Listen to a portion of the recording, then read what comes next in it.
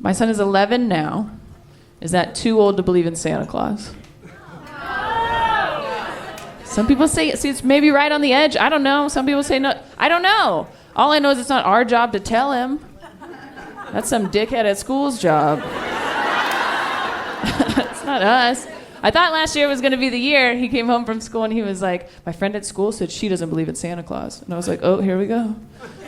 I said, well, what do you think about that? He said, I don't think we can be friends anymore. We are Moms Unhinged, a nationally touring stand-up comedy show. Join us in our podcast as we explore everything from motherhood, midlife crisis, marriage, divorce, online dating, menopause, and other things that irritate us.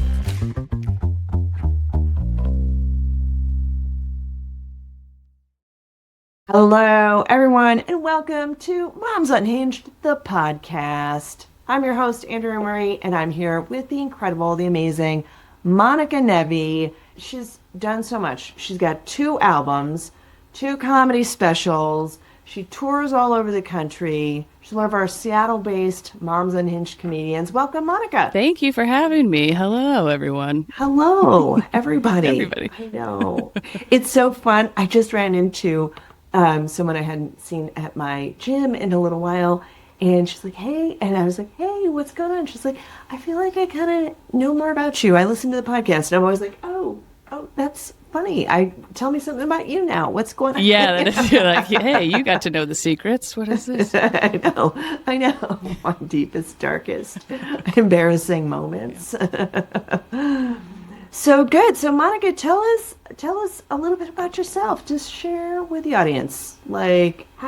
Tell us about your comedy journey. Like, how did you get started doing comedy? Yeah, that's a great question. It actually doesn't really make sense, I guess. But I started stand-up when I was 20.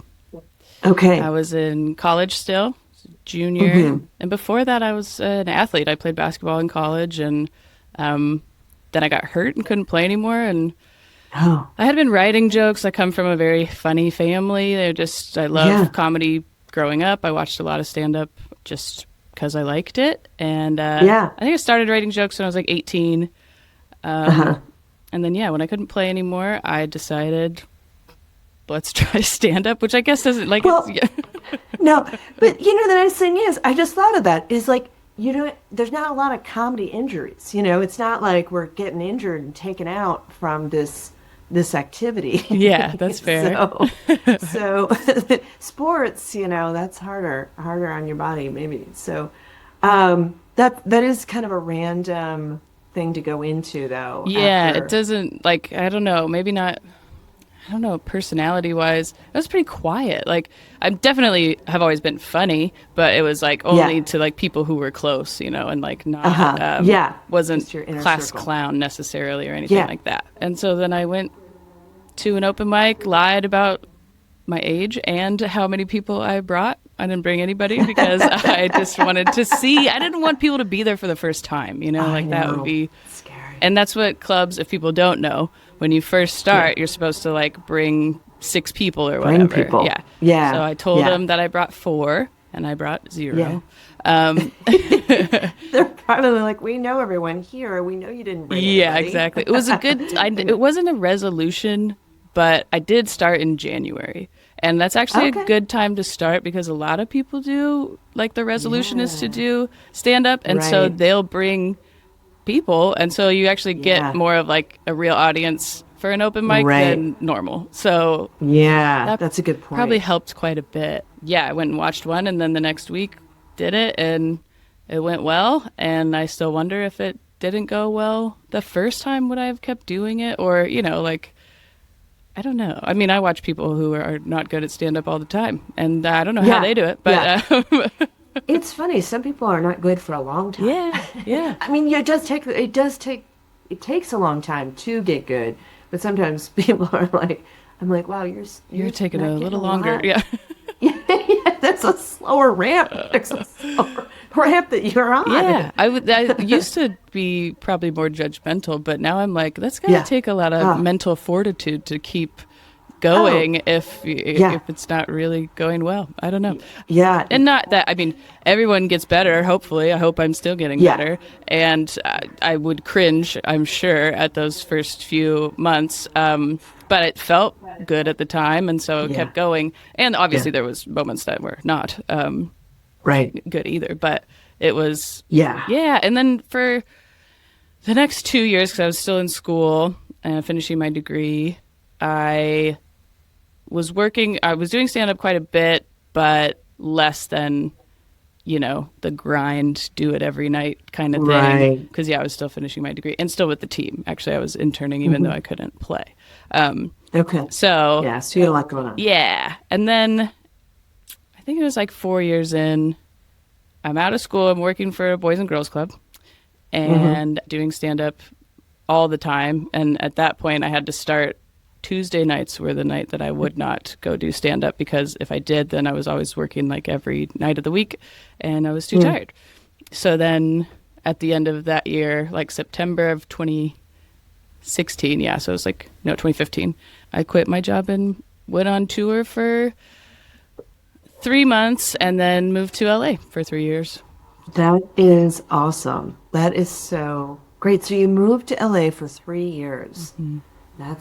That is commitment. Yeah, it was I think it was good for me regardless of stand-up, because I hadn't never lived. I'm from the Seattle area. I went to school at Seattle University. I kind of just have always been here. So it was a good experience to live somewhere else. And also, I learned a lot about the business and the industry. And I think it helped me decide what I want my career to look like. I think a lot of stand-ups feel like you have to do certain things, or you have to move a certain place, or you have to have it, look a certain way. And at the time, I mean, having a family was like, don't do that. That's going to ruin your career, things like that. Yeah. And so I was able to learn what I could do, and that it's really up to you to kind of structure your career the way that you want it, and that having a family was totally possible. And COVID kind of helped with all of that too for a lot of us, I think. And then in 2019 is when technically I wasn't living anywhere. I was on the road so much, and I was subletting my apartment in LA. So eventually I just got rid of it and then was basically on the road all the time. But if I did have breaks, I would come up here to the Northwest where my family is, and then that's when I met my now wife, Erin, during that time. So now we live up here. But now, if I remember right, did you meet your wife while you were doing stand-up? Yes. She was, look, I'm trying to get some gender equity in this business, The guys are always hitting on the wait staff. I never was, but the one waitress I ever hung out with, I ended up marrying. So, she was a server at a comedy club. I felt like 8 years in, I should probably date a server, I guess. I don't know. She's no longer, she doesn't work at the comedy club anymore, but that's how we met. And she was best friends with my college agent at the time, and she was like, oh, I think you guys would like each other. So that's so great. I love her. I love that. Now you are a stepmom. So that is amazing, because your wife was married before. Wasn't married, but had a child from a previous relationship. Right. Okay. And he was 5 when I started coming around. So I do sometimes, I feel like I missed out on baby stuff. I don't really know a ton of parenting from a baby and toddler perspective. And when I worked with kids, it was 5 to 12 anyways, so pretty good with that range. But it was so interesting. I mean, obviously my life changed pretty drastically anyways, to be from single on the road all the time to in a relationship with a child and home then, because COVID. I moved in with them in January of 2020, and then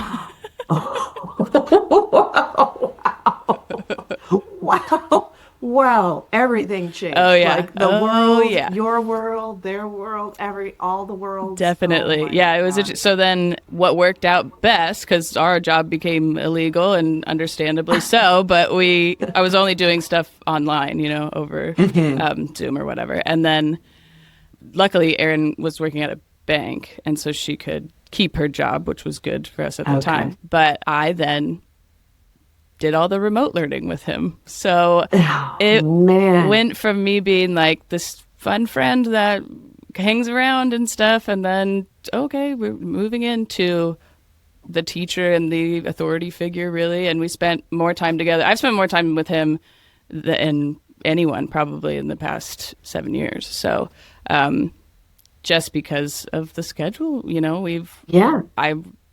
even now I'm available during the day. Luckily, Erin's moved into large scale event production, which is awesome. But she is able to be remote a lot and is home. So we actually get to be with him like most of the time, which is awesome. Well, that's great. But it really accelerated our relationship. I mean, it was, I think, respects me as a parent, and it feels a lot. I'm very involved. I mean, I know that can be a choice when you're a step parent, you know, how much you and your partner want you to be involved. And it probably helps that the mother is also on my side of the things, you know, so that moms are just more in tune, I guess, with the kid and more, you know, more involved. That's just how it goes. Yeah. It seems so. I've also been on that kind of path, but I know there's a lot of ways to be a step parent. It seems like being a stepdad would be the easiest, but I think being a dad in general. I really have a fun time over there. No, it's easier. If you're gonna be a dad, be a stepdad. Be a stepdad. It's a vibe for sure. No, we have fun, but I'm just very involved. Yeah, that's huge. You had to really jump into the deep end with this, like, so quickly. And like, what were some of the initial challenges that you were feeling with that? If you think back to that time, was it hard to like? I mean, because obviously you were already coming around him, you kind of knew his personality, but did you find any deeper challenges with that? Yeah, I'd say some of the parenting structure that wasn't up to me, I would have done differently, not in like a crazy way or anything, but like stuff around screens or like, you know, I was an athlete and my wife's background is musical theater. And so we just had different, you know, we'd go and play. I'd make sure our structure of the day, like we would still go out and do PE time and we'd play and stuff. Yeah. And I was very adamant about never letting him win. Like I just want, you know, I don't want this ego inflated. I don't know. Yeah. It's probably whatever. Yeah. So I wasn't like trying to kick his ass all the time, but it just happened. It was just like, we're going to play to have fun. And if you get a bad attitude, then I'm not going to play, you know, things like that. So there was certain stuff. And I totally get that from a single mother's perspective of being like, I want him to be so happy and, you baby him a little bit. And that's absolutely understandable. But I wasn't going to do that. So there was definitely things we had to like work through on that part. I also didn't want him to think like, oh, I'm just being mean or something. Like it was like, these are the reasons. I'm very, because of the background with the youth development programs and stuff, one, I'm not really a loud person anyways. I'm just pretty chill and never yell. I don't find it effective. But that was something that I had at work. So it was very much like if we needed discipline, come over, let's talk about it, let's figure it out together. And that's always been my approach with him as well. And I think Erin's on the same page. So getting him used to like, well, you're not in trouble, you know, let's come figure it out. Let's figure out what's best. Or I can tell you why this is making me feel annoyed, really is what it is. But, you know, when you're being a poor sport and we're playing, you know, soccer in the apartment building's driveway, it's not that big a deal, you know, that kind of thing. Yeah. So some of that stuff had to be just how we communicate, that he wasn't, you know, he'd been yelled at in other places and really didn't respond well to that. And so I needed him to know, like, this is what's up. You can always be honest. And we're going to be very structured. I think he thrives in structure. So, you know, I take him to school in the morning. I make him breakfast. I wake him up. I take him to school. As soon as we get home, we do whatever homework we have to right away. And then he can do his screen times or whatever, you know, and that consistency is really good for him. But at first he was like, what the hell is this? You know, like, is this, he's like, I'm just going to be on the tablet at 5:30 in the morning. I'm like, no, we're not going to do that. Yeah. Oh, yeah, that is hard when, so it sounds like you're more of the, I don't know, or do you feel like you're more the disciplinarian or I more don't of even the, know. Yeah, it's hard to say it in that term, I guess, just because for the most part he's a really good kid. And that is our one yeah, rule yeah, is as long as you're honest. Everybody makes mistakes, but as long as you're honest, yeah, then there's not really right, a repercussion, I guess. right. But I feel like we're on the same page. But yes, I am the one that kind of sets more rules and More has boundaries. more Yeah, yeah, boundaries. But yeah. sometimes that's kind of a bonding moment for them.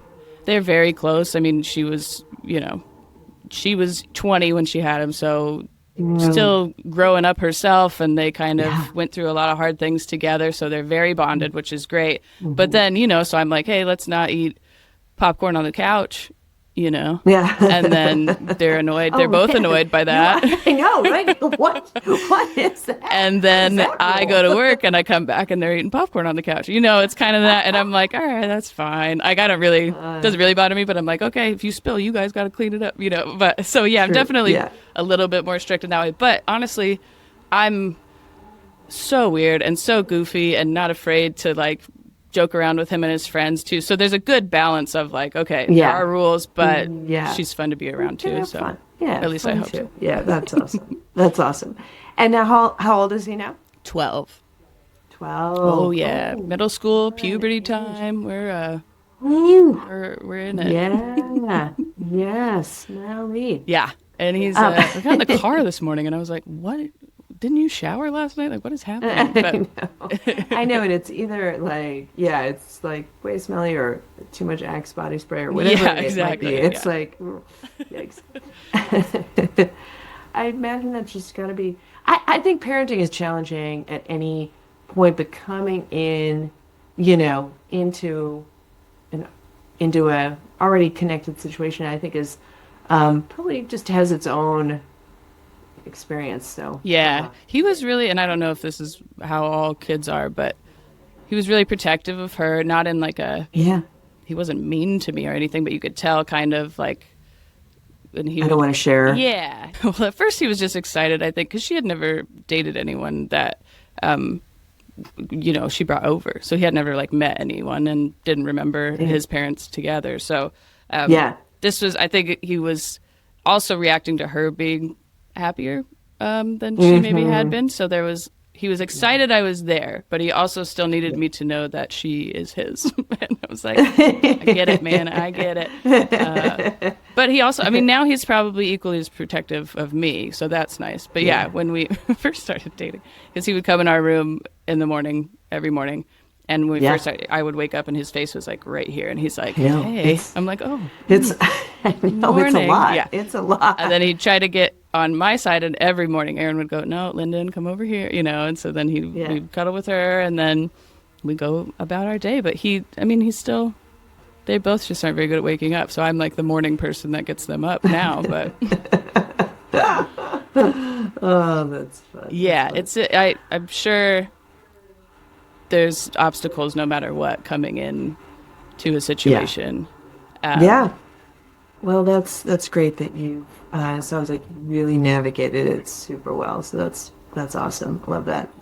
Um, so one of the things I always love to ask is for an unhinged moment in either your childhood or an unhinged moment with your kid or whatever comes to mind. So what is an unhinged moment so we can all feel a little bit better about ourselves? Oh my goodness, it is a tough like. One, he wants to be funny really badly. Ah, yeah. And he's just he's a funny kid, but it's never intentional, you know what I mean? Like Uh-huh. and so for a long time I had this little joke book that I dumb jokes for smart kids or something like this that I had. Yeah. And so I gave it to him, and he's like going through, and he would try to read them at school, and he's like, nobody laughs. I don't get it. Like, no, I don't understand. And I'm like, okay, how are you reading it? And we're going through like just the cadence of certain jokes, because he was basically just reading it, and it there wasn't a pause and stuff. So we're working on the timing, and he's like, okay, he really wanted to tell jokes in class, like all the time. And so then I was like, all right, man, if it's not working, you always can go farts, like kids, they're always going to get a laugh, farts are always funny. Right. And he's like, okay. And he thought that was hilarious. Right. And then it's going fine. He's still like trying to tell it. And he would bring it up all the time. He's like, farts work, And I'm like, yeah. And so then he's got this little lamb that's like it's kind of half blanket, half lammy. Yeah. And so her head like really flops all around. And so one night I was making her throw up, basically. Like I was like putting her head forward and then I was making like a vomiting sound, Yeah. And we get a call from the teacher the next day. She's like, I don't know what he's doing, but he's making like a vomiting sound in the back of the classroom like all day. And I was like, that was me. Sorry. That was me. I didn't think to tell him, like, because he was laughing so hard. So I'm assuming he was like, well, I want to be funny. That's funny. I'm going to start doing that. Even though he didn't have the lamb in class. Like, he was just making the vomiting sound in the back of class all the time. And I was like, ooh, that's my bad. Yeah, sorry about that. That's hilarious. Oh, yeah. You don't think about, yes, they are little sponges or whatever, but he can't remember anything. He forgets his stuff everywhere all the time. Whatever. Yeah. And then as soon as you say something he should not repeat. Ooh. Oh, man. That's what he remembers. And we'll be somewhere and he's like, oh, but you said you hated that person. And I'm like, not out loud. No. To them. No. That was somebody else. Oh my God. Yeah, I don't. With hilarious. the this time of his life, middle school is like they're just now all into crushes and who's going out and whatever, and it's he loves the tea. He loves it, and he'll come home and tell. He thinks he's the matchmaker and stuff, but I don't.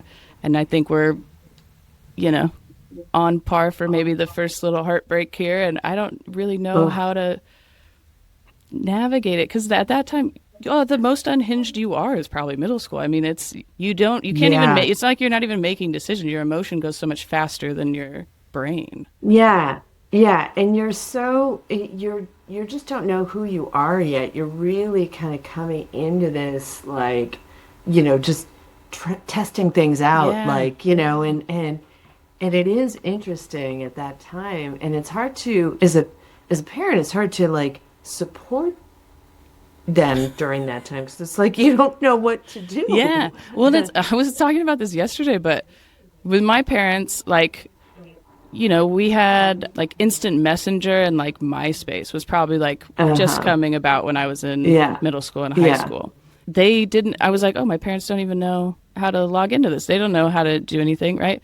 And I thought they were dumb, like, oh, they're not going to figure out this technology. And now as an adult, I'm like, oh, I don't care to learn how to log into Minecraft and see what you guys are saying. Like, maybe I should, but I don't. We only plays for an hour a day. Who cares? But I'm sure it's the same who likes who and they kissed and that type of thing. It's just what we had always joked that, Aaron's the theater nerd, and we kind of want the nerdy queer kids to feel safe at our house. And boy, did we get that. All him and his friends are hanging out in the basement, and they're like, we're going to perform a song from Hamilton for you guys. Is that okay? And we're like, sure. Like. That's awesome. No, but it's lovely. So that's like just learning what we're all into, and at this time where they're really figuring it out. So one day maybe they are, I'm gay, or I'm non-binary, or something like that. And then the next day that changes. That's totally fine. But right now, and this is like, I'm a very progressive, liberal person, gentle parent. But if one more of them changes their name, I am going to lose my mind. Because they're really changing their names all the time. All the time. Wow. We have a friend that was Violet, and then Rhythm, and now Emmy, and then none of those are her actual name. Which is fine, but and I know because he wants to be respectful, of people's pronouns and your names and all that stuff, he just changes it immediately. So he's like, oh, I'm walking around with Emmy, and I'm like, oh, is this a new friend? You know, and then I'm like, wait, that's Rhythm. You know, like everyone has. Yesterday, he was like, oh, I'm at Safeway with Ember. I was like, Ember. Yeah, and I'm like, who are these new friends? It's the same person every time. Oh my gosh. I mean, I don't know. Crazy. Yeah, so they're all figuring themselves out, almost literally what their names are, and I'm like, I need to update each time, or can we have at least a time limit on them or something? You know, or at least minimum. If you're gonna do it, you got a minimum 1 week. Yeah, you gotta keep it. You know. Yeah. Yeah. I don't know how their teachers are down with all of that too. It's got to be hard to keep track, or because are they writing their different name?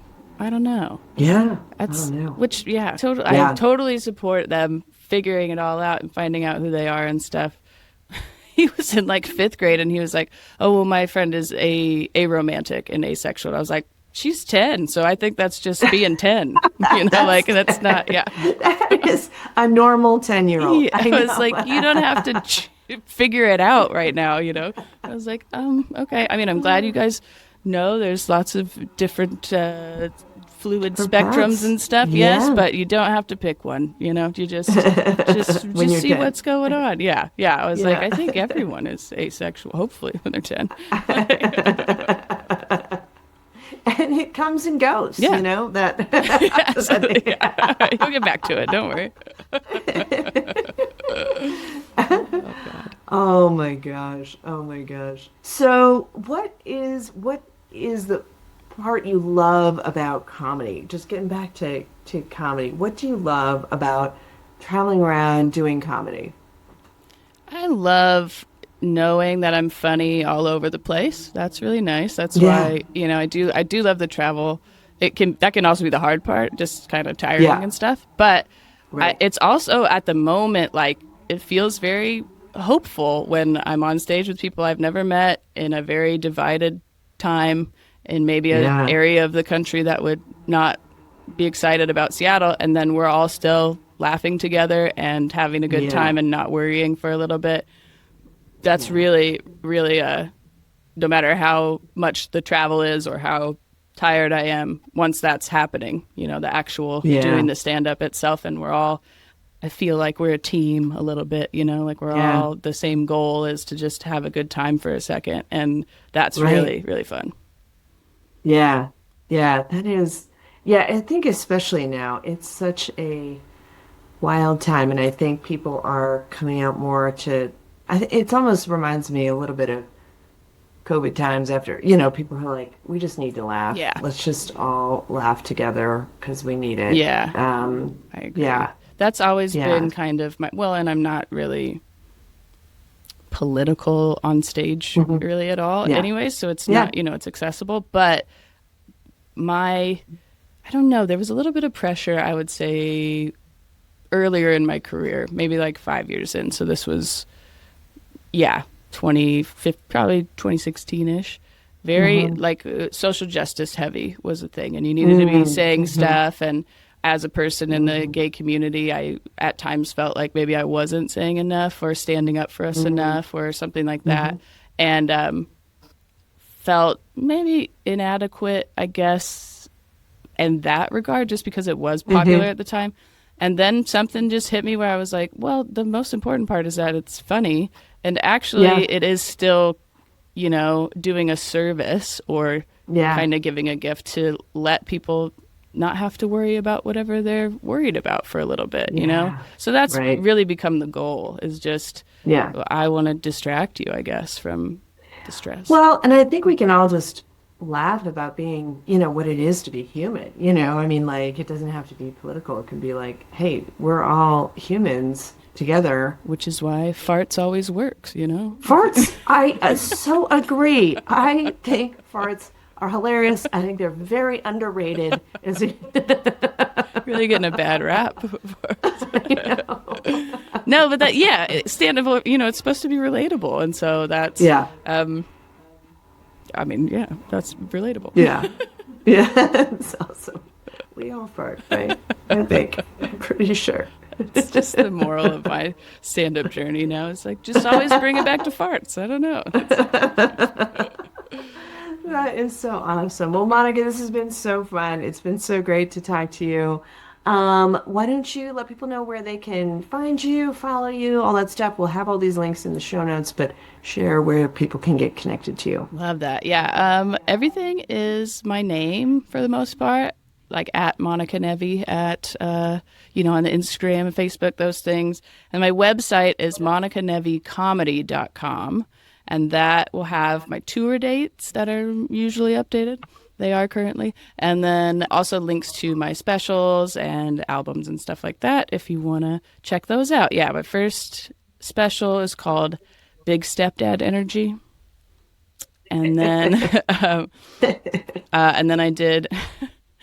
I did a second special that's only Christmas jokes, but I think it's good all year round, but that one's called Jokes for the Holidays. Those are both available on YouTube, so you can go hear the actual stand-up and parenting is going to creep into your stand-up no matter what, so a lot of it, especially right now. The new stuff, come see me on the road. I'm going to film some new specials this year, so it's all different stuff than you would have seen on the specials, and it's been really fun to develop and, now be a middle school mom, Yeah.